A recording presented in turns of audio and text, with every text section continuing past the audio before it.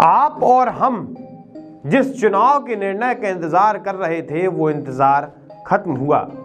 ये चुनाव कोई लोकतांत्रिक चुनाव नहीं, ये चुनाव कोई संसद का चुनाव नहीं, ये चुनाव कोई विधायक का चुनाव नहीं, बल्कि ये चुनाव है कांग्रेस पार्टी के राष्ट्रीय अध्यक्ष का, जिसमें आज परिणाम सामने हैं। जिन चुनाव परिणामों का हमें बेसब्री से इंतजार था वो परिणाम आ चुके हैं।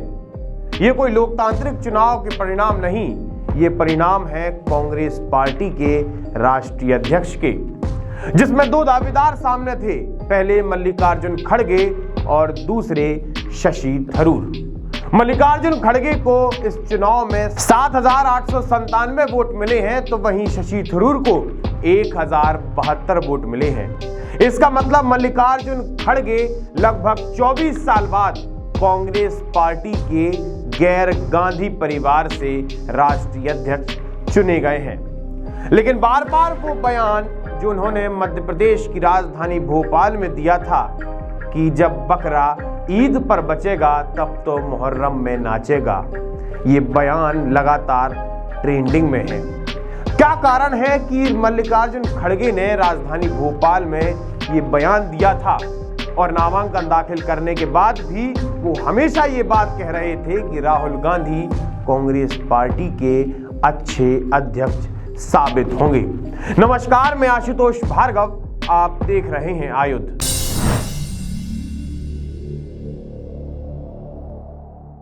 कई बार आपने भारतीय जनता पार्टी के नेताओं को कांग्रेस पार्टी पर तंज कसते हुए देखा होगा। लगातार भाजपा के नेता ये कहते हैं कि कांग्रेस पार्टी तो परिवारवाद की पार्टी है, इसमें गांधी परिवार से ही अध्यक्ष नियुक्त किया जाता है। लेकिन इस बार गैर गांधी व्यक्ति कांग्रेस पार्टी का राष्ट्रीय अध्यक्ष चुना गया है। लेकिन उस राष्ट्रीय अध्यक्ष के चेहरे पर कहीं ना कहीं डर दिखाई दे रहा है, क्योंकि जिस प्रकार के बयान, जिस प्रकार का लो कॉन्फिडेंस मल्लिकार्जुन खड़गे में नजर आ रहा है, वो कांग्रेस पार्टी के दो पुराने राष्ट्रीय अध्यक्षों की याद दिलाता है। अगर पिछले 50 सालों की बात की जाए तो कांग्रेस पार्टी के राष्ट्रीय अध्यक्ष कुछ इस प्रकार रहे हैं। इंदिरा गांधी, फिर से इंदिरा गांधी, राजीव गांधी की हत्या के बाद पीवी नरसिम्हा राव के बाद सीताराम केसरी के बाद सोनिया गांधी के बाद राहुल गांधी और फिर कार्यकारी अध्यक्ष के रूप में सोनिया गांधी 2022 तक थी, और अब मल्लिकार्जुन खड़गे कांग्रेस पार्टी के राष्ट्रीय अध्यक्ष होंगे। सबसे पहले हम बात करेंगे पीवी नरसिम्हा राव की। ये पीवी नरसिम्हा राव वही हैं जो इस समय कांग्रेस से ज्यादा भारतीय जनता पार्टी के कार्यकर्ताओं की जुबान पर रहते हैं, जिनकी बड़ाई करते कांग्रेस पार्टी से ज्यादा भारतीय जनता पार्टी के कार्यकर्ता आपको नजर आ जाएंगे। बात 1991 की है, जब पीवी नरसिम्हा राव ने राजीव गांधी से कहा था कि अब मैं काम करने में असमर्थ हूं, मेरी उम्र ज्यादा हो गई है तो मुझे रिटायरमेंट दिया जाए, जिसके बाद राजीव गांधी ने उन्हें रिटायरमेंट दे दिया था। लेकिन साल 1991 के लोकसभा प्रचार के समय राजीव गांधी की हत्या कर दी जाती है, जिसके बाद कांग्रेस पार्टी पीवी नरसिम्हा राव को वापस कांग्रेस पार्टी में बुलाती है। जिसके बाद चुनाव परिणाम आते हैं और पीवी नरसिम्हा राव को कांग्रेस पार्टी का राष्ट्रीय अध्यक्ष नियुक्त किया जाता है। इसी के साथ देश का प्रधानमंत्री भी बनाया जाता है। लेकिन प्रधानमंत्री बनने के बाद कांग्रेस पार्टी उन्हें जरा नापसंद करने लगती है।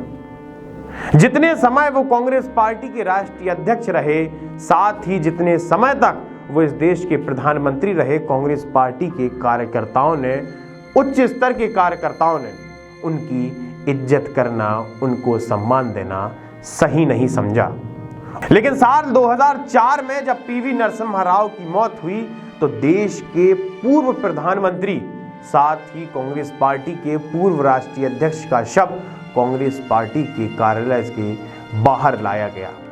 लेकिन उस शव को कांग्रेस पार्टी कार्यालय के अंदर रखने जगह नहीं मिली। साथ ही सोनिया गांधी अपने कार्यालय में से, अपने घर में से बाहर श्रद्धांजलि देने पीवी नरसिम्हा राव के मृत शरीर के पास नहीं पहुंची, जिसके बाद पीवी नरसिम्हा राव का पार्थिव शरीर फुटपाथ पर रखा गया, जहां पर लोगों ने उन्हें श्रद्धांजलि दी।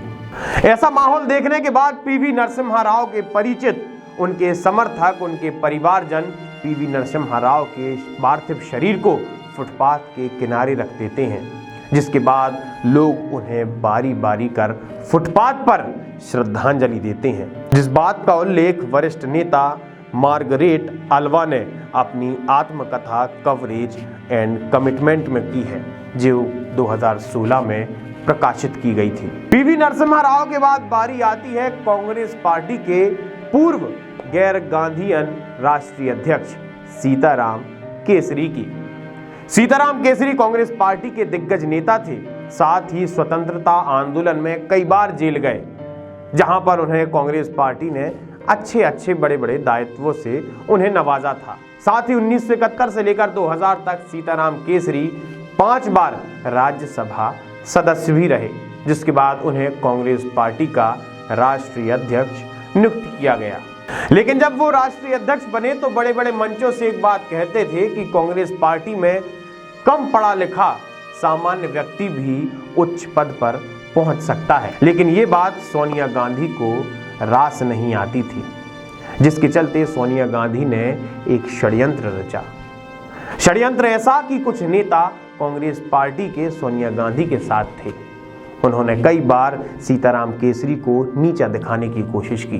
उस समय 1998 के चुनाव में सोनिया गांधी ने कुल 130 आम सभाएं संबोधित की थीं, जिसके बाद सारी सीटों को अगर देखा जाए तो कांग्रेस के खाते में मात्र 142 सीट आई थी, जिसके बाद कांग्रेस पार्टी को हार का सामना करना पड़ा था। इसी के साथ सीताराम केसरी पर यह लगातार आरोप लगाए जा रहे थे कि सीताराम केसरी अंग्रेजी नहीं बोल पाती, जिसकी वजह से वो दक्षिण के कांग्रेसी नेताओं से अच्छे से कम्युनिकेट नहीं कर पाते। साथ ही उनका सवर्णों को लेकर एक अलग ही दृष्टिकोण है, मतलब सवर्ण और सीताराम केसरी के बीच की ट्यूनिंग सही नहीं है। इसी के साथ लोगों का यह आरोप भी था, कांग्रेसियों ने यह आरोप लगाया था, सोनिया गांधी के खेमे के नेताओं ने यह आरोप लगाया था कि सीताराम केसरी समाजवाद को बढ़ावा दे रहे हैं। लेकिन साल 1998 का मार्च महीना, जब सोनिया गांधी खेमे की कांग्रेस ने अपने सारे षड्यंत्र सीताराम केसरी के ऊपर दिखाए। 5 मार्च 1998 से लेकर 14 मार्च 1998 के बीच 3 कांग्रेस पार्टी की बैठकें रखी गईं। उन बैठकों में लगातार सीताराम केसरी को प्रताड़ित किया गया। उन बैठकों में लगातार सीताराम केसरी को नीचा दिखाया गया। उस समय सीताराम केसरी कांग्रेस पार्टी के राष्ट्रीय अध्यक्ष थे, जिसके बाद 14 मार्च 1998 को प्रणब मुखर्जी के घर कांग्रेस पार्टी की एक बैठक रखी जाती है, जिसमें प्रणब मुखर्जी उस बैठक में सोनिया गांधी को कांग्रेस पार्टी का राष्ट्रीय अध्यक्ष नियुक्त कर देते हैं। जिसके बाद सीताराम केसरी नाराज होकर अपने आवास पहुंच जाते हैं। लेकिन जैसे ही सीताराम केसरी अपने आवास पहुंचते हैं, कांग्रेस पार्टी के कार्यकर्ता उनके आवास से उनकी नेम प्लेट निकालकर कचरे में फेंक देते हैं। जब वो फुटपाथ पर चल रहे थे, सड़क पर चल रहे थे, तो कांग्रेस पार्टी के कुछ कार्यकर्ता, साथ ही यूथ कांग्रेस के कार्यकर्ता उनको धक्का मुक्की कर उनकी धोती खींचने की कोशिश भी कर रहे थे। एक पार्टी के राष्ट्रीय अध्यक्ष के खिलाफ उसी की पार्टी द्वारा एक ऐसा माहौल बना दिया जाता है कि उस व्यक्ति की धोती खींचते हैं, लोग उस व्यक्ति को परेशान करते हैं, लोग उस व्यक्ति को धक्का देकर बाथरूम में बंद कर देते हैं। इस बात को प्रधानमंत्री नरेंद्र मोदी ने 2018 में छत्तीसगढ़ में हुई एक आम सभा के दौरान कहा था कि कांग्रेस पार्टी में अगर कोई गैर गांधी व्यक्ति कांग्रेस पार्टी का राष्ट्रीय अध्यक्ष बनता है तो उसे सम्मान नहीं, अपमान मिलता है। उस राष्ट्रीय अध्यक्ष को बाथरूम में बंद कर दिया जाता है, उस राष्ट्रीय अध्यक्ष की धोती खींची जाती है, उस राष्ट्रीय अध्यक्ष की आलोचनाएं की जाती हैं। शायद इसी तरह से डर सता रहा है मल्लिकार्जुन खड़गे को, क्योंकि मल्लिकार्जुन खड़गे सीताराम केसरी के बाद गैर गांधी राष्ट्रीय अध्यक्ष बने हैं।